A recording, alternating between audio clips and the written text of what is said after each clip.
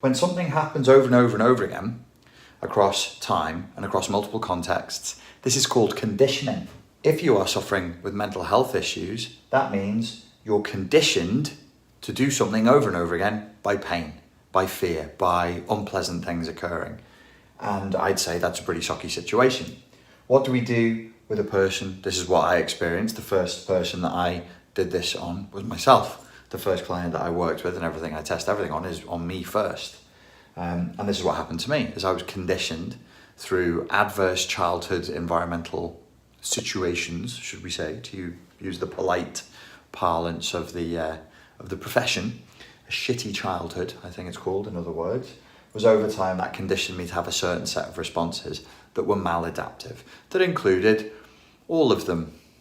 All the mental health issues I mentioned before: anger management, anxiety, depression, social anxiety, addiction, dissociation, fawning, codependent relationships, the whole kit and caboodle.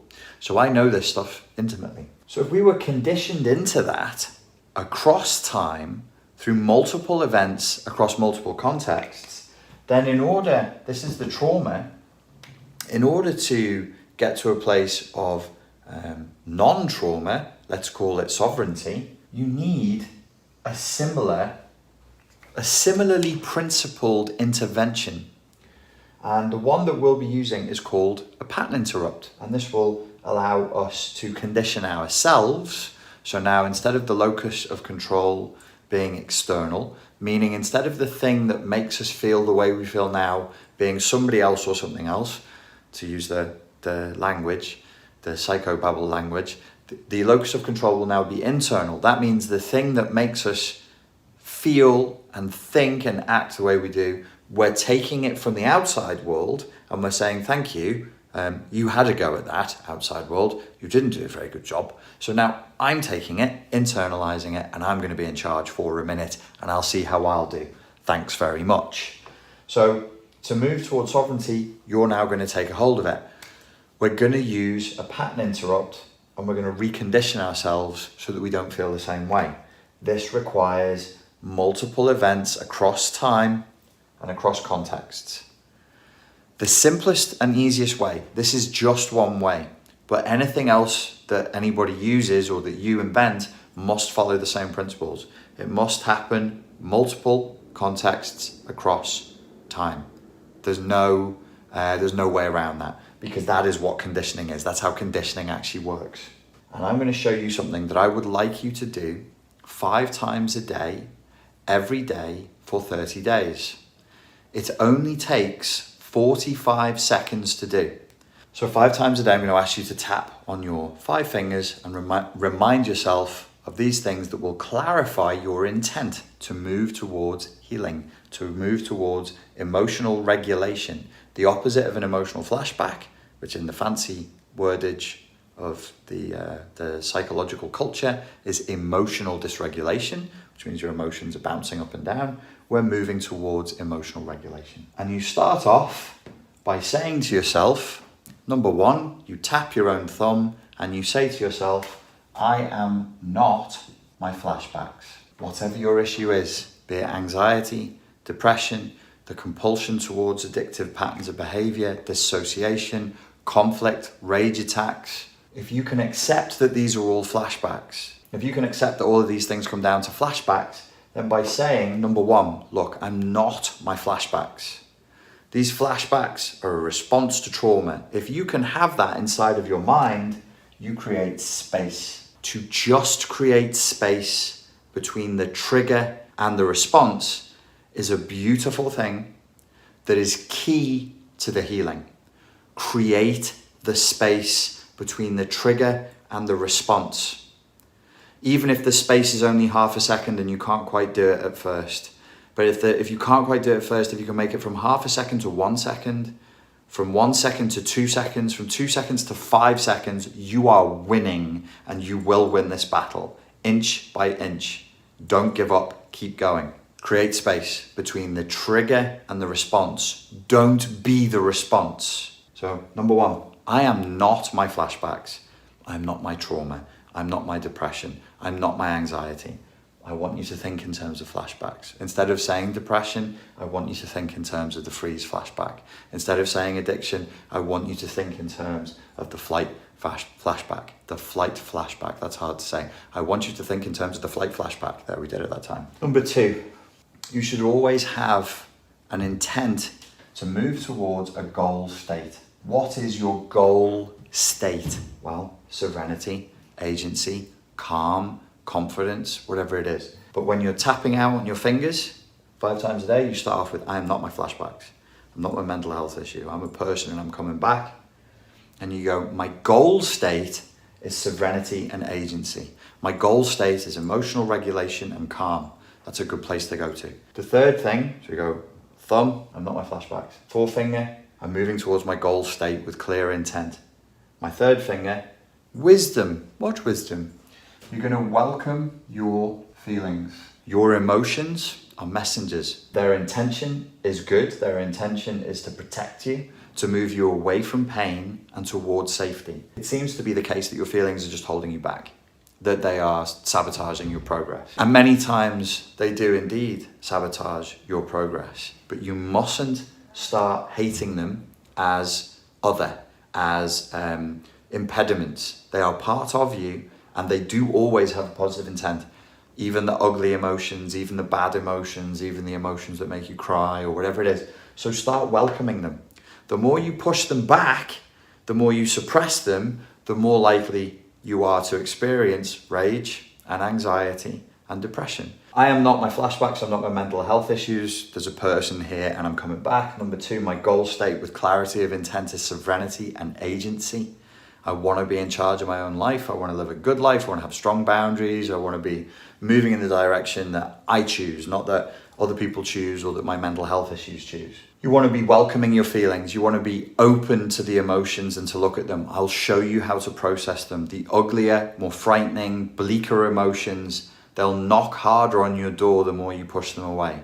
I'm going to show you a way in a later tutorial that allows them to come in a way that you're comfortable with. They'll express themselves and then they will leave because they are messengers. And once the message is delivered, they shut up.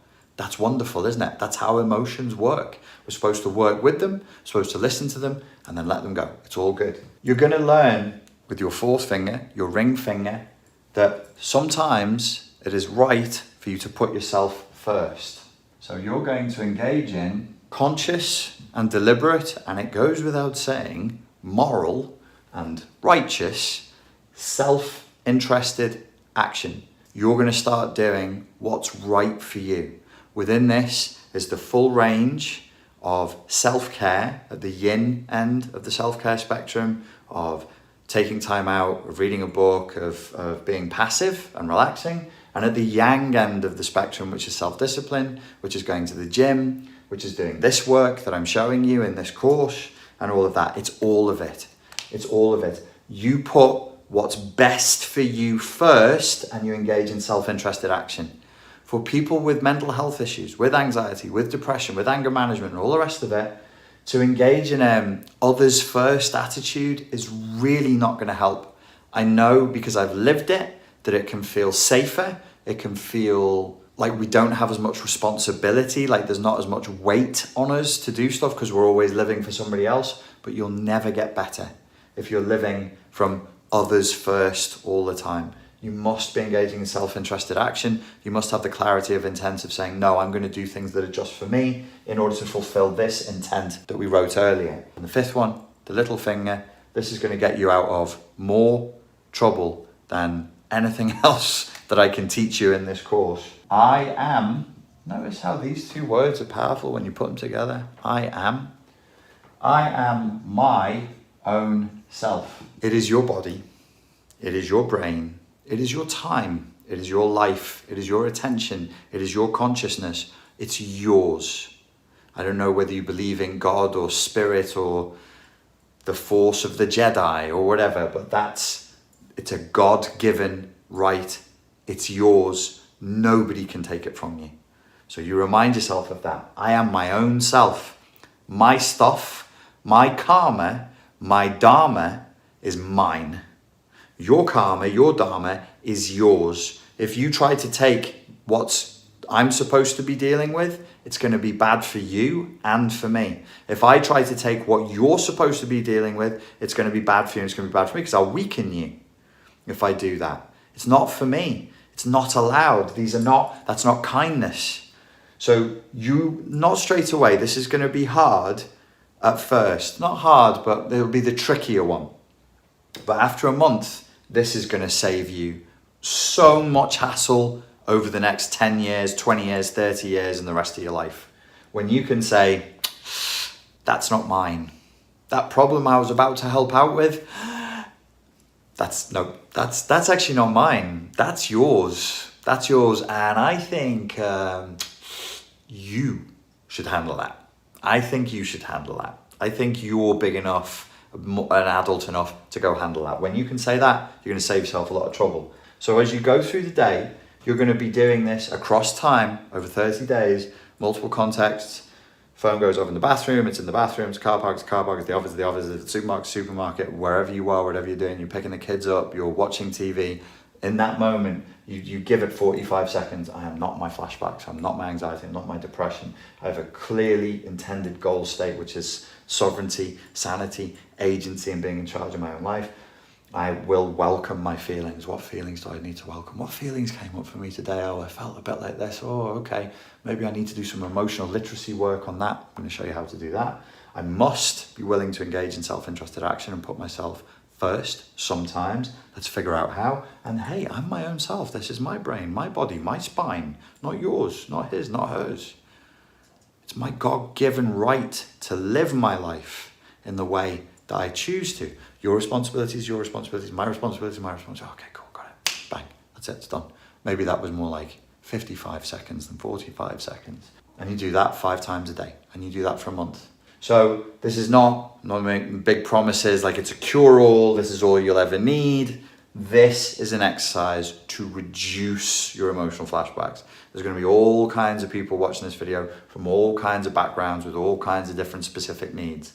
This, I can promise you, is a very good way of reducing your emotional flashbacks, and that generally will reduce or eradicate most mental health issues over a long enough timeline. Ladies and gentlemen, it's been a pleasure. Thank you again for your time and for your attention. I look forward to speaking to you in the next tutorial. Thank you.